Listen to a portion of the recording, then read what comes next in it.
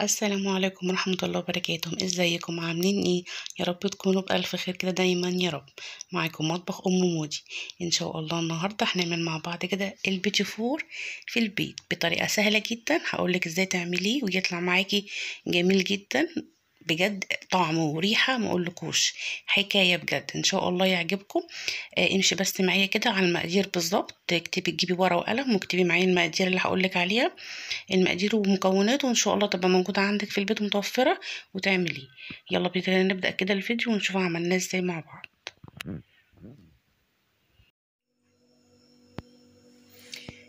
يلا بينا كده نبدأ ونشوف هنعمل مع بعض البيتي فور ازاي بطريقة سهلة جدا مفيهوش اي حاجة. هنعمله بصوا المقادير مظبوطة يطلع معاكم في البيت سهل وسريع وحلو قوي. مقاديرين بصوا معايا هنا كيلو دقيق. تمام. معايا هنا كيلو دقيق طبعا الكحك والبسكوت يعني والحلويات. معايا كوبايتين سكر بودرة. معايا نص كيلو زبدة بدرجة حرارة الغرفة، يعني ما تبقاش متماسكة قوي ومش سايحة قوي. هي بصوا تضغطي عليها كده تحسي ان هي طرية اهي. بصوا طرية. تمام. ما تسيحهاش قوي، احنا مش عايزينها تسيح، يعني انت تجيبيها وتحطيها عندك في المطبخ كده هت هتفك معاكي تطرى معاكي يعني. يبقى معايا هنا نص كيلو زبدة. معاها معلقتين زبدة كمان زيادة، يبقى نص كيلو وهتزودي عليه معلقتين. تمام. معايا هنا 4 بيضات. معايا هنا فانيليا. تمام. المقادير تاني بسرعة. كيلو دقيق، كوبايتين سكر بودرة، نص كيلو زبدة، ومعاها زيادة كمان معلقتين. تمام. يبقى نص كيلو زائد معلقتين. ومعايا كمان 4 بيضات، ومعايا رشة فانيليا. تمام. هي دي المقادير بتاعتنا. يلا بينا كده نشوف هنعمله مع بعض ازاي بطريقة سهلة خالص. اول حاجة هنا هعملها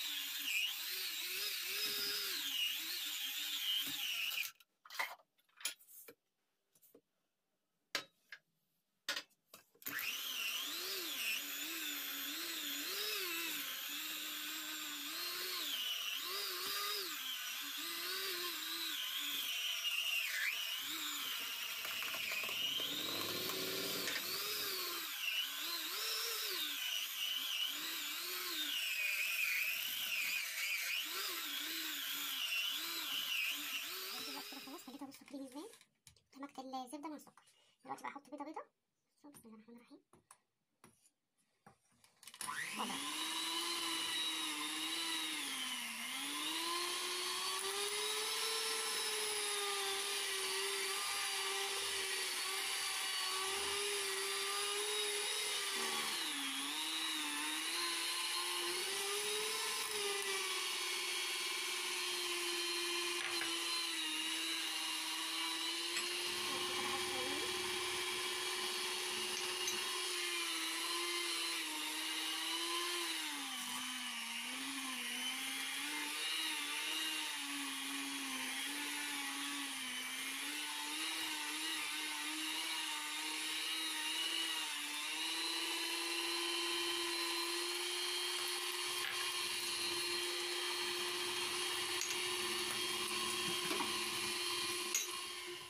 كده خلاص دمجت الزبدة مع البيض مع الفانيليا كله مع بعضه. بصوا بقت كريمي كده.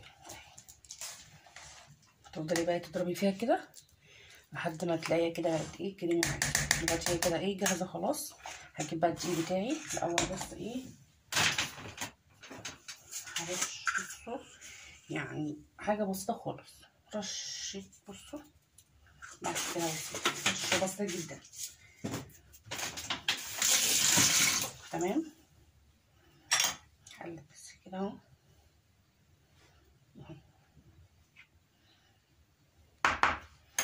انزل بقى بالخليط بتاعي ده. بسم الله الرحمن الرحيم. عادي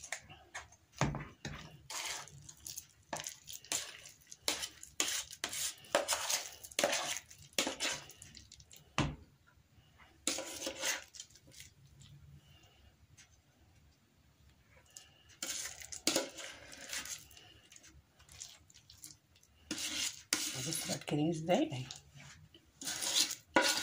تبداي بقى كده لحد ما تخليها كده كريمي كله مع بعضه ايه.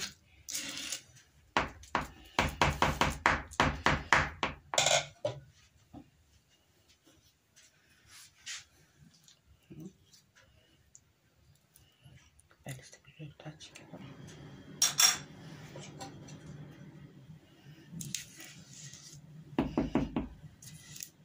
زي كل الزبدة دي.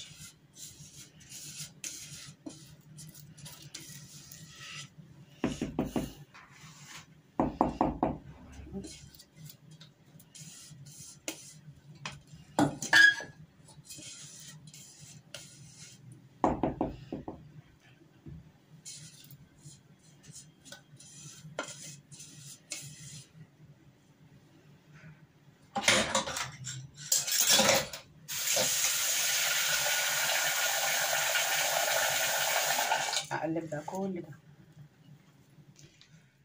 إيه كده. بصوا فصلت بقى العجينه إيه، خلطتها طبعا زي ما وريتكم كده. هتاخدي الخليط كله مع على الدقيق وتخلطيه كويس قوي. تمام. ما تحطيش اي سوائل. هي الدقيق هيتشرب من الخليط بتاع الزبده كويس قوي. تمام. بعد ما خلطتها كويس جدا جيت بقى هنا فصلتها. حطيت هنا نص ابيض زي ما هو، وحطيت نص التاني عليه معلقتين 3 كده شوكولاته، مش كاكاو، يعني كاكاو الشوكولاته. تمام.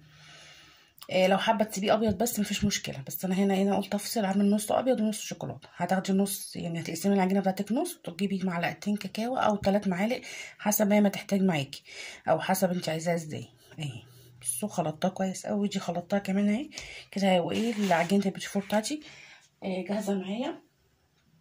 نجيب بقى ايه، نبدا بقى ايه على بركه الله كده. بصوا هركنها كده شويه. مكنه بقى البيتي فور، اللي عنده بقى مكنه البيتي فور ايه هيعملها معايا. بصوا بطريقه سهله خالص اهو. هختار الوش اللي انا عاملاه مثلا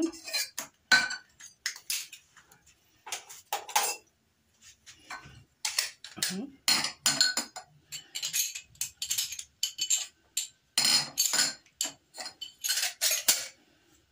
تمام واركز. يلا بقى ايه نجرب كده. نجرب الابيض الاول قبل ايه الشوكولاته. هاخد كده العجينه كده وبرميها كده. بصوا العجينه طريه ولا بتلزق في ايدي ولا اي حاجه خالص. مقدارنا مظبوطه خالص. امشي بس على المقادير دي وان شاء الله تطلع معاكي ايه عجينه كويسه وناجحه اهي. طريه ازاي، عايزه اقول لكم بقى ريحتها حلوه قوي، يعني اللهم بارك، يعني حلوه قوي طريه. بصوا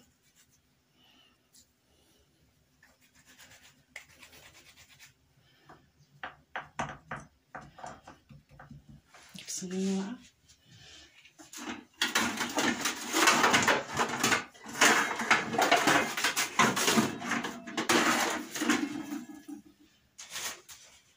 طبعا الفرن انا ايه هبتدي ان انا ايه هشغله من دلوقتي اسخنه. يعني انا عايزاه يبقى ايه جاهز وسخن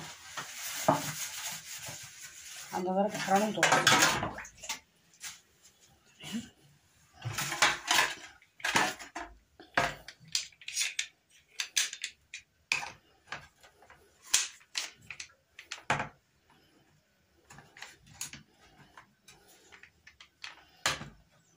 كويس.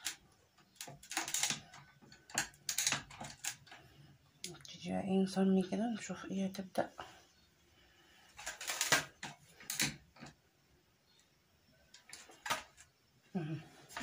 ايه رأيكم؟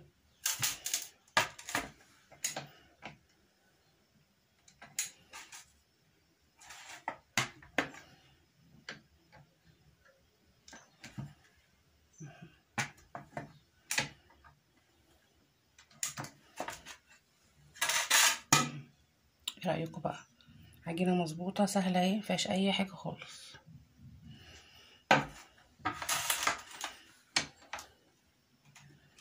نظبط المكنة ونختار الوش اللي احنا عايزينه ونعمل كده.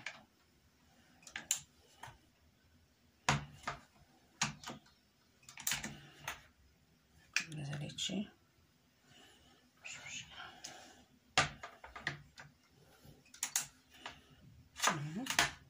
اضغطي ضغطة بسيطة. بصوا انا لما بضغط ضغطة جامدة بتطلع كبيرة شوية. بصوا صغنونة.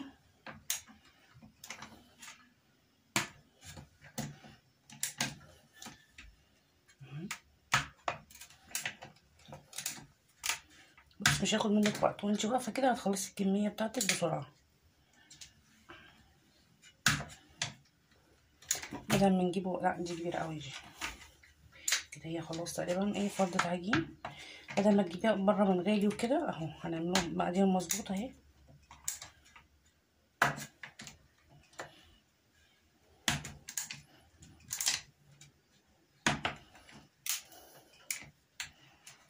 كبيرة شوية.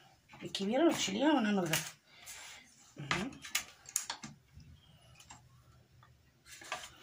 ايه رأيكم؟ طبعا الاشكال بقى بتاعتك انتي بقى، انتي حسب الشكل اللي انتي حباه. ايه خلصت كده كمية العجينة البيضاء. بصوا طلعت معايا كمية حلوة اهي. ده لسه اللي بالشوكولاتة لسه ما عملتوش. قلت اخلص الابيض الاول واخبزه وبعد كده اكمل بقى ايه اللي هي العجينة بالشوكولاتة. وده بقى ايه اللي بالشوكولاته. بصوا انا خلصت خلاص اللي هو ايه الساده، اللي هو يعني بالفانيليا خالص. انا سايباه ساده خالص كده ابيض. وده بقى ايه الجزء اللي انا حطيت ايه، او الحبه اللي انا حطيت عليهم ايه، الجزء اللي خدته من العجين يعني. حطيت عليه معلقتين الكاكاو. هعمله انا بالشوكولاته. لو انت بقى حابه تخليه كله ابيض عادي براحتك. حابه تعملي زي ما انا عملت كده، قسمت نص ونص يعني. خدت نص العجينه سبتها ساده خالص بيضه يعني كده، وخدت النص التاني حطيت عليه معلقتين كاكاو. يعني قلت برضو ايه يبقى الولاد عندي برضو بيحبوا الحاجات اللي بالشوكولاته، فقلت ان شاء الله يعجبهم يعني. تمام. قسمت كده العجينه وبرضو في نفس الشكل. الصراحه بصوا الشكل ده عجبني قوي. هي المكنه طبعا معاها اشكال تانية. بس انا عجبني الشكل ده، سهل بالنسبه لي وعملته كله كده. عملت الابيض والشوكولاته كده. فانت بقى ايه تختاري الشكل اللي يعجبك بقى من المكنه بتاعتك، واعملي بقى الاشكال اللي تعجبك واللي تريحك. المكنه فيها الصراحه اشكال كتيره جدا. فاختاري بقى الشكل اللي يعجبك كده واعملي بيه. انا عجبني الشكل ده وعملت بيه كده اهو. خلصت كل كميه الشوكولاته. هدخله بقى دلوقتي الفرن كده ايه اخبزه ويطلع يبرد ونعمله مع بعض. هنا طبعا لما كان برد خلاص خبزته. ببصوا ما بياخدش وقت خالص في الفرن يعني. بصوا 5 دقايق 10 دقايق بالظبط تبقي واقفه له كده. هتحطي طبعا هتحطيه في النص. هتجيبي عندك الشبكه بتاعه الفرن عندك هتحطيها في النص. مش في تحت خالص يعني، في تاني رف كده في الفرن عندك. وتروحي حاطه بقى ايه الصواني بتاعتك صينيه تخبزيها. تمام. مش هياخد وقت خالص يا دوبك. بصوا انا وريتك اللون اخد لون فاتح قوي. ما تغمقهوش، ولو سيتي عليه هيتحرق. تمام. هنا كان برد خالص. تسيبيه. انا سبته لتاني يوم كمان لما برد يعني. سيبيه خالص مفيش مشكله خالص. سيبيه لتاني يوم لتالت يوم براحتك خالص، بس يبرد اهم حاجه. تمام.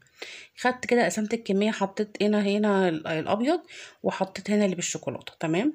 هنا بقى ايه التزيين براحتك انتي. انا هزينه. هنا عندي شويه فورماسيه كنت جايبهم يعني من عند الحلواني، وانا بجيب حاجات الكحك يعني والبسكوت. فجبتهم. وكان عندي هنا جوز الهند برضو كان باقي عندي. وهنا عندي عملت صوص شوكولاته. عادي هتعملي صوص شوكولاته براحتك. وهنا عندي كمان كان عندي شوكولاتايه كده ايه مطبخ يعني، كنت شايلها في الفريزر طلعتها ايه بشرت منها حب. وعندي هنا مربى. المربى دي انا اللي عاملاها. دي مربى فراوله. تمام. براحتك بقى. بصوا زي ما قلت لك التزيين بتاعك انتي. شوفي عايزه تلزقيه بايه. انا هلزق الابيض ده بمربى الفراوله اللي انا عاملاها. ممكن تستبدليها بمربى اي نوع تاني بقى تحبيه. تمام، انا هنا عندي بيحبوا الفراوله، فانا هعملها لهم بيها. حابه تحطي بقى طين ماشي، توت ماشي، براحتك بقى، في انواع كتيره للمربى. او عايز تعمليه بصوص الشوكولاته بس براحتك. انا هنا هعمل الشوكولاته اللي انا عاملاه بالشوكولاته بصوص الشوكولاته، والتاني هعمله بالمربى. ماشي، وزيني بقى براحتك كله حاجه. خلصت وزينت. وده شكله النهائي. بصوا ايه رايكم؟ التزيين بقى ده بتاعك انت زي ما قلت لك. حابه تعمليه زي ما قلت لك بالمربى، وتشيلي من المربى تقفلي، وتروحي حاطه مثلا في الجوز الهند ماشي، في الفرماسي ماشي، براحتك خالص بقى، حسب ما انتوا بقى بتحبوا. انا حبيت بس اوريكم الطريقه والتزيين ازاي، وانتوا بقى الحاجه اللي بتحبوها اعملوها. وده كان شكله النهائي. بصوا جميل جدا، وريحته وطعمه ما اقولكوش، حاجه جميله. امشوا على المقادير زي ما عملتلك كده، اعمليها بالظبط، واعملي المقادير بالظبط، وهيطلع احلى معاكي بيتي فور. كل سنه وانتم طيبين. يا رب كده عيد سعيد علينا وعليكم. يا رب يجعل ايامنا كلها هنا وسعد وفرح يا رب دايما. جربوا الوصفه بتاعتي النهارده، ان شاء الله تعجبكم. قولوا ايه رايكم فيه ما تنسوش طبعا اللايك والشير والكومنت بتاعكم الحلو، والدعوه حلوه كده ليكم. اشوفكم على خير يا رب كده، واستنوني في فيديو جديد، والسلام عليكم ورحمه الله وبركاته. كل سنه وانتم طيبين يا رب كده، تكونوا دايما بخير وسعاده وهنا وفرح يا رب. جربوا وصفتي وقولوا رايكم فيها هستنى تعليقاتكم وكومنتاتكم. ولو طبعا لو اول مره بتنوريني، ما تنساش طبعا الاشتراك في القناه وتفعيل الجرس، وتختاري كلمه الكل منه عشان يوصلك كل جديد وكل اشعار بيه. اشوفكم على خير، والسلام عليكم ورحمه الله.